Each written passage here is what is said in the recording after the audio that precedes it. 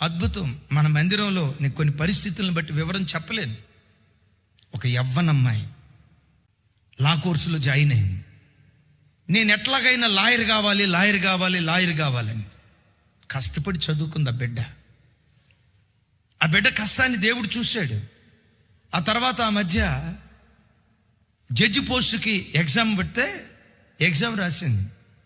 ఆ బిడ్డ కష్టపడి చదువుకున్న దాన్ని బట్టి ఒక పేద ఇంటిలో నుండి మన మందిరంలో నుంచి ఒక జూనియర్ జడ్జిని దేవుడు లేవనెత్తాడు. ఎట్లా వచ్చింది? రాత్రికి రాత్రి పోయి ఎగ్జామ్ రాస్తే రాత్రి నిద్రపోయేటప్పుడు, దేవా ఎగ్జామ్లో ఏం ప్రశ్నలు వస్తాయో రాత్రి కళ్ళ పేపర్ లీక్ చేయను ఆయన. ఇట్లాంటి దొంగ మార్గాల ద్వారా దేవుడు తన ప్రజలను ఆశీర్వదించాడు. ఆయన రాజమార్గంలోనే దేవుడు నిన్ను ఆశీర్వదిస్తాడు. అమ్మా, మీ యవ్వన పిల్లలు 4:30, 5 తెల్లవారుజాము ఇంకా పండుకొని ఉంటే వాళ్ళని లేపండి.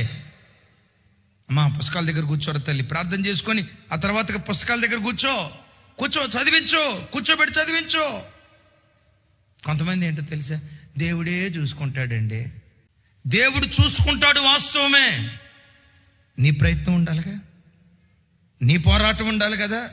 నా దేవుడు సోమరిపోతోళ్ళ దేవుడు కాదు, శ్రమపడే వారికి దేవుడు, కష్టపడే వారికి దేవుడు, పోరాడే వారికి దేవుడు, ప్రయాసపడే వారికి దేవుడు.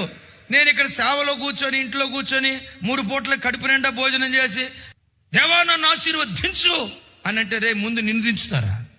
ఆశీర్వదించేదా? సోమరిపోతాన్ని ఎట్లా దీవిస్తారా? నీ ప్రాణాన్ని అర్పణగా పోయాలి.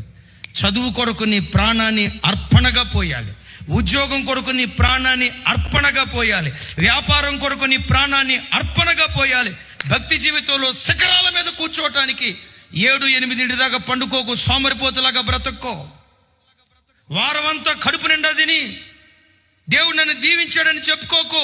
భక్తిలో నువ్వు శిఖరాల మీదకి ఎక్కాలంటే వారంలో ఒక్కరోజైనా కడుపు చంపుకొని ఉపవాసం ఉండి ప్రార్థన చేయి.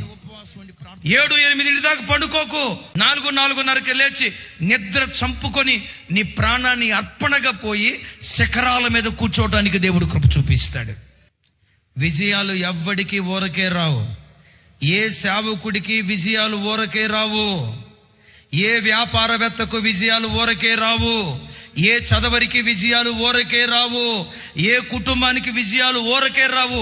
విజయాలు నీకు రావాలంటే నీ ప్రాణాన్ని అర్పణగా పోయాలి, పానార్పణంగా పోయాలి. నీ ప్రాణాన్ని పెట్టుబడిగా పెడితే, నేను ఎప్పుడు చెప్తా కదా, శ్రమ నీ ఆయుధమైతే విజయం నీకు బానిసగా దేవుడు మారుస్తాడు.